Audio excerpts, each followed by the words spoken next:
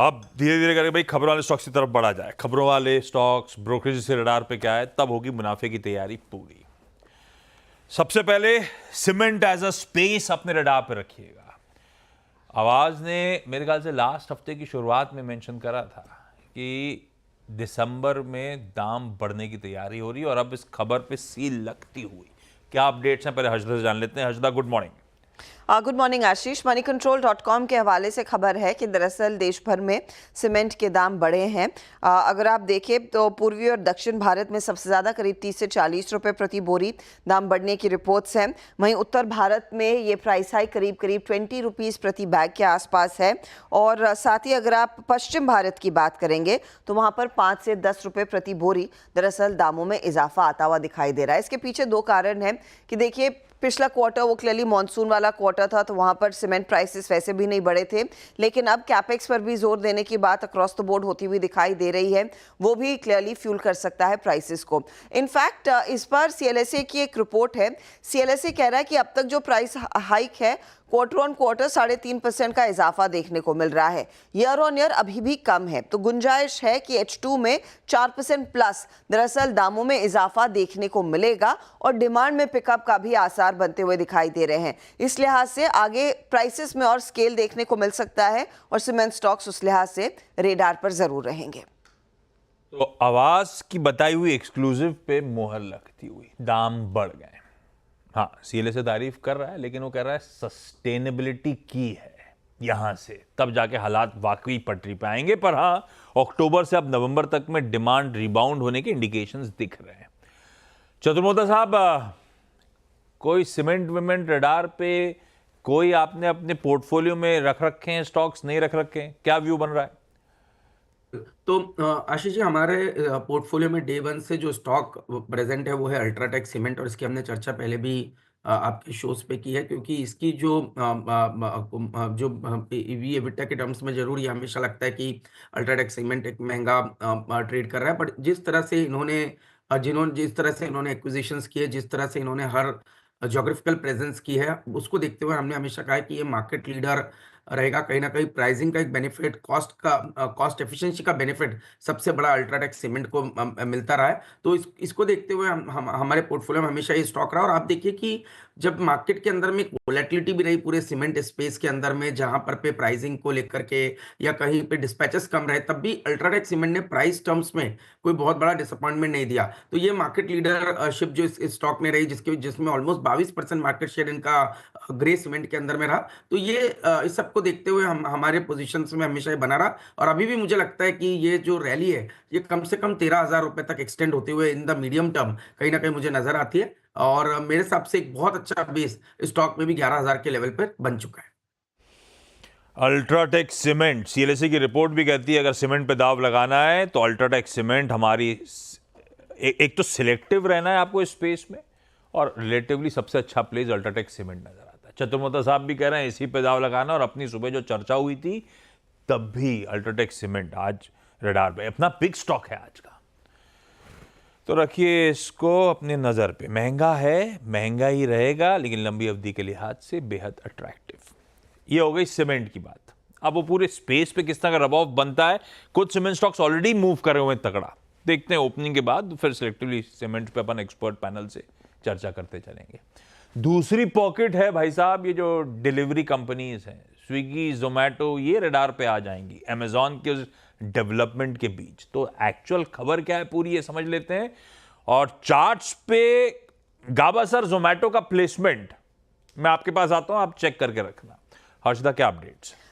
इधर दरअसल basically competition बढ़ता हुआ दिखाई दे रहा है आशीष। तो जोमेटो, स्विगी दोनों रेडार पर रहेंगे, क्योंकि Paytm, I beg your pardon, Amazon दरअसल एक पायलट प्रोजेक्ट लेकर आया है अमेजॉन तेज के नाम से, जो प्राइमरीली क्विक कॉमर्स मार्केट में ही दरअसल फोकस कर रहा है। ये इनफैक्ट लास्ट नवंबर रिपोर्ट्स आ रही थी, और कल दरअसल अमेजॉन के एक इवेंट में कंपनी के जो करंट कंट्री हेड है उन्होंने कहा कि जी हाँ, इसका पायलट शुरू हो चुका है। 15 मिनट डिलीवरी डिलीवरी पर दरअसल अमेजॉन फोकस करती हुई दिखाई देगी। बैंगलोर के मार्केट में हर पायलट प्रोजेक्ट कंपनी ने पहले ट्राई किया और वहीं पर दरअसल ये पायलट इस समय अंजाम लेता हुआ दिखाई दे रहा है।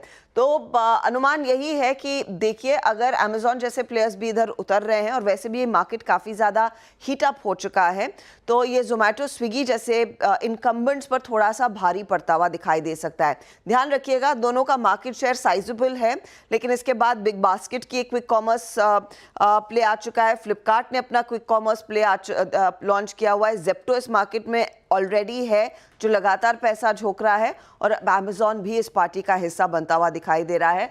तो डर यही है कि जो एग्जिस्टिंग बड़े प्लेयर्स हैं, चाहे वो जोमेटो का ब्लिंकिट हो या फिर स्विगी का इंस्टामार्ट, उनके मार्केट शेयर में ये एक और प्लेयर कुछ शेयर अपना बनाने की कोशिश करेगा।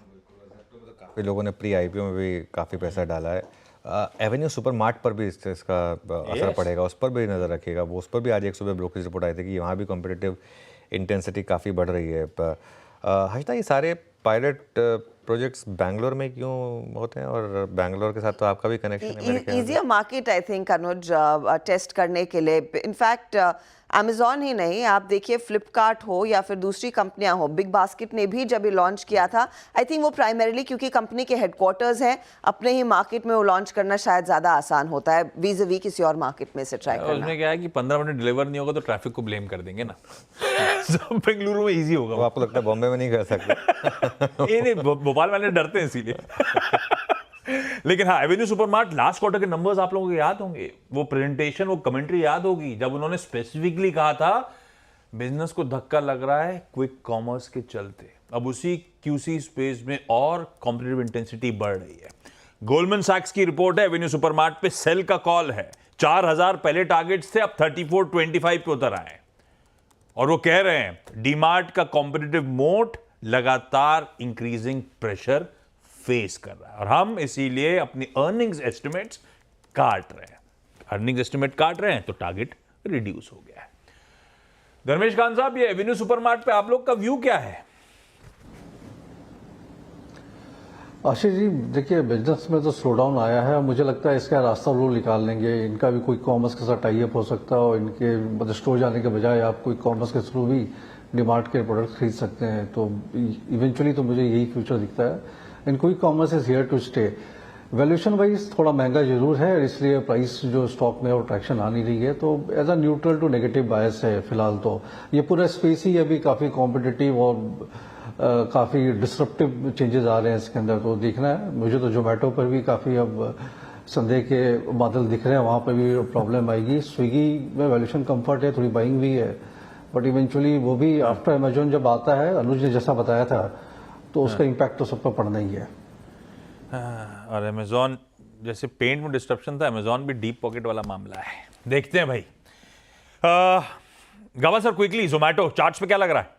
चार्ट पे थोड़ा एक स्ट्रेच है, थोड़ा डिप मिलता है, लेकिन स्ट्रक्चर पॉजिटिव है बिल्कुल। 280 85 स्ट्रॉन्ग सपोर्ट जोन है, अगर वहां तक भी आता है तो एक बाइंग अपॉर्चुनिटी है, क्योंकि बेसिक चार्ट स्ट्रक्चर पॉजिटिव है। एक्सपेंशन कॉन्ट्रैक्शन नॉर्मल है, थोड़ा एक्सपैंड हो गया, कॉन्ट्रैक्शन की उम्मीद कर सकते हैं, जो बाइंग अपॉर्चुनिटीज। इसमें वैसे एक चीज बताऊं मैं, ये स्पेस इतनी बड़ी बनने वाली है ना आशीष, इवेंचुअली सब पैसा बनाएंगे इवेंचुअली। हाँ ठीक है, लेकिन शुरू में मुझे लग रहा है कि एक बार के लिए मार्केट में शायद नहीं जा रहा जैसे आपने वो पेंट में बात करी है, वो क्या, वो टेलीकॉम अभी डिस्ट्रप्शन है, इंकम्बेंट बन जाएगा तो सब भूल जाएंगे। एग्जैक्टली ये वही कहानी यहाँ पे भी रिपीट हो रही है। अच्छा, ब्रोकरेजेस के रडार पे क्या क्या है? श्रेया आज जुड़ती हुई हैं, और दो इंटरेस्टिंग ब्रोकरेजेस थी। पहले दिग्गज बजाज फाइनेंस। श्रेया, किसकी रिपोर्ट और क्या कह रही है? जी बिल्कुल, मॉर्गन स्टैनली की रिपोर्ट आई है बजाज फाइनेंस पर। ओवरवेट की कॉल दी गई है, साथ ही टारगेट प्राइस जो है वो 9,000 रुपये प्रति शेयर कर दिया गया है। लास्ट रनिंग प्राइस अगर आप देखें तो 6,900 के करीब था, वहाँ से फर्म को सीधा 29% का अपसाइड पोटेंशियल इस पर्टिकुलर काउंटर में देखने को मिल रहा है। फर्म ने अंडरलाइन किया कि कंपनी का कस्टमर सर्विस को बेहतर बनाने पर फोकस बढ़ा है, साथ ही एआई का इस्तेमाल करेगी कंपनी अब कस्टमर एक्सपीरियंस सही करने में और एंगेजमेंट बढ़ाने में। साथ ही रेवेन्यू मॉडल भी सुधरेगा कंपनी का, क्योंकि एआई का अगर इस्तेमाल होगा तो वहाँ पे ऑपरेशनल कॉस्ट साथ ही कंट्रोलिंग को भी स्ट्रेंथन मिलेगी। मॉर्गन स्टैनली की रिपोर्ट, 30% का अपसाइड इस हैवी वेट में उनको नजर आता है। तो बढ़िया है भाई, मार्केट्स के लिए भी। अगर बजाज फाइनेंस चले तो क्या दिक्कत है। लेकिन कुछ कंपनीज कर रही हैं इस बीच फंड रेजिंग। अर्शदा, कौन कौन सी, क्या अपडेट्स? ऑफिस रेडार पर रहेगा आशीष, जहां पर आज दरअसल एक ब्लॉक होने वाला है। वो दरअसल माल अपने प्रीवियस इन्वेस्टर्स ले जाएंगे और दूसरा सेनको का QIP खुल रहा है। ऑफिस क्योंकि ये दरअसल ब्लॉक डील होने वाली है, आपको याद है हाल ही में लिस्टेड कंपनी है, इसमें दो इनके जो प्री IPO इन्वेस्टर्स है बिस्क और साथ ही साथ आपका पीक 15, वो कुछ स्टेक ऑफलोड करते हुए दिखाई देंगे। लगभग 680 रुपये प्रति शेयर पर यह सौदा होने के आसार बनते हुए दिखाई दे रहे हैं। अब आपको ध्यान देना है नियरली 12.2% स्टेक पिछले कल की क्लोजिंग प्राइस से 5.2% के डिस्काउंट पर यह सौदा होता हुआ दिखाई देगा। ब्लॉक का साइज नियरली 583 करोड़ के आसपास आका जा रहा है। पीक 15 टू बी नोटेड सितंबर एंड में लगभग 10.92% हिस्सेदारी होल्ड कर रहा था और इसके सामने बिस्क करीब 14.38% तक का शेयर धारक है। दोनों मिलकर 12.2% हिस्सेदारी ऑफलोड करते हुए दिखाई देंगे, तो थोड़ा थोड़ा माल ही बिकेगा। 90 डेज का क्लियरली एक लॉक इन पीरियड है और आगे अगर इनको अपनी पोजीशन और लिक्विडेट करनी है 90 डेज के बाद ही वो सिलसिला आगे बढ़ पाएगा। तो ये अपडेट ऑफिस पर। अब सेनको पर आते हैं। सेनको के QIP को मंजूरी मिल चुकी है, इनफैक्ट वो लॉन्च हो चुका है। रादर 459 करोड़ कंपनी रेस करती हुई दिखाई दे रही है। लगभग 5% के आसपास का डाइल्यूशन होगा। इंडिकेटिव शेयर प्राइस जो है वो करीब करीब 1111 रुपए से 1125 रुपए प्रति शेयर है। आपको याद होगा जब इस कंपनी का IPO आया था वो लगभग 317 के भाव पर दरअसल कंपनी ने फंड रेज किए थे। वहां से स्टॉक कहां पहुंचा है हम सब देख चुके हैं और यहां पर हल्के से डाइल्यूशन पर नियरली 450 करोड़ अब कंपनी और रेस करती हुई दिखाई देगी। ये ऑफिस से मुझे हमेशा पंकज कपूर का ऑफिस याद आता है। गजब था वो। रखिए दोनों कंपनीज अपने रडार पे। मुसद्दीलाल क्या परेशान होता था बेचारे। लेकिन श्रेया के पास वापस चलते हैं। एक तो बजाज फाइनेंस पे इंटरेस्टिंग रिपोर्ट थी, दूसरी पॉलिसी बाजार यानी कि PB फिनटेक पे गजब कर रखा है स्टॉक ने। श्रेया, अभी भी तेजी बची है क्या? जी बिल्कुल सर, आपने सही कहा, गजब कर रखा है स्टॉक ने। कल भी अच्छी खासी तेजी हमें इस पर्टिकुलर काउंटर में देखने को मिली थी, 2.5% की तेजी थी। और PB फिनटेक पर अब HSBC की रिपोर्ट आई है, अब बाई की कॉल दी है, साथ ही टारगेट प्राइस 2550 रुपये प्रति शेयर कर दिया गया है। वहाँ से लास्ट ट्रेडिंग प्राइस से अगर देखें तो 15% का अपसाइड पोटेंशियल अब ब्रोकरेज फर्म को इस पर्टिकुलर काउंटर में देखने को मिल रहा है। ब्रोकरेज फर्म को इसमें सबसे अच्छी बात ये लगी है कि ये अपने कॉम्पिटिटर्स के मुकाबले काफ़ी ज़्यादा बेहतर परफॉर्म कर रही है। साथ ही ये देश की सबसे बड़ी इंश्योरेंस मार्केट प्लेस को ऑपरेट करती है और एबिटा मार्जिन में भी सुधार की संभावनाएं हैं लगातार। फाइनेंशियल ईयर 2025 में 3% की ग्रोथ संभव है। साथ ही फाइनेंशियल ईयर 28 की बात करें तो वहाँ भी 19% का एक अपसाइड पोटेंशियल दिखता है फर्म को। इसके अलावा फाइनेंशियल ईयर 2025-28 के दौरान स्केल में भी जो बढ़ोतरी है उसका फ़ायदा इस पर्टिकुलर काउंटर को मिला है।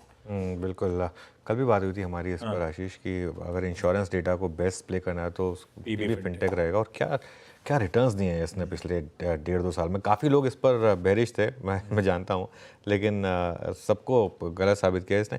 और एक चीज़ बताऊँ मैं आपको, ये एक ऐसी कंपनी है जैसे अगर आप एक बार पॉलिसी बाजार यूज़ करेंगे उसके बाद आप शायद डायरेक्ट पॉलिसी ले नहीं पाएंगे। वो उन्होंने टाइप्स इतने अच्छे करे हुए हैं, ये इनके नंबर्स में क्लियरली दिखाई दे रहा है और अब स्टॉक प्राइस में भी क्लियरली दिखाई दे रहा है। टाइप्स और इनकी कंपैरेटिव एनालिसिस भी बहुत ब्यूटीफुल है।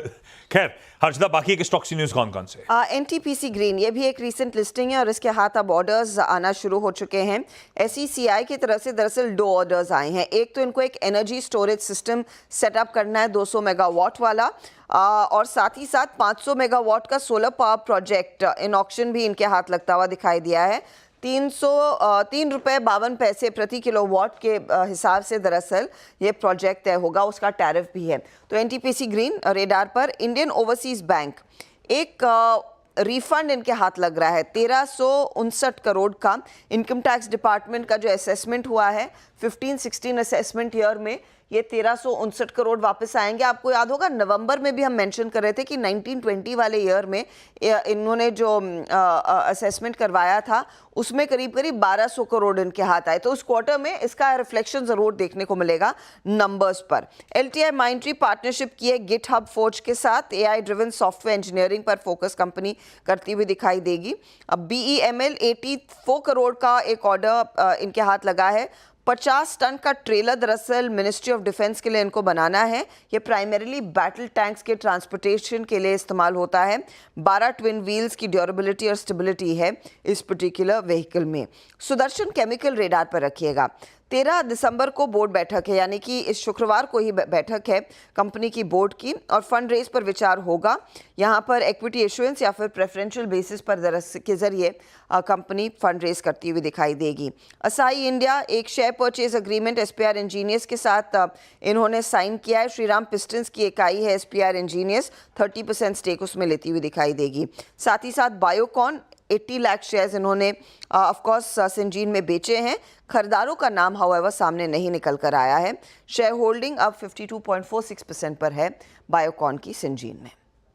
तो कहीं नाम ही नहीं है, सिर्फ इतना ही अपडेट है कि बायोकॉन ने वो माल छोड़ा है, बायर्स के नाम सामने नहीं आया। ये सारे स्टॉक्स रहेंगे आज रेडार पे। इस नोट पर आज के मुनाफे की तैयारी पूरी, समेटा जाए शो को। ब्रेक ले रहे हैं, ब्रेक के उस पर लौट रहे हैं बस कुछ ही मिनटों में, और शुरुआत करेंगे वेडनेसडे के पहला सौदा।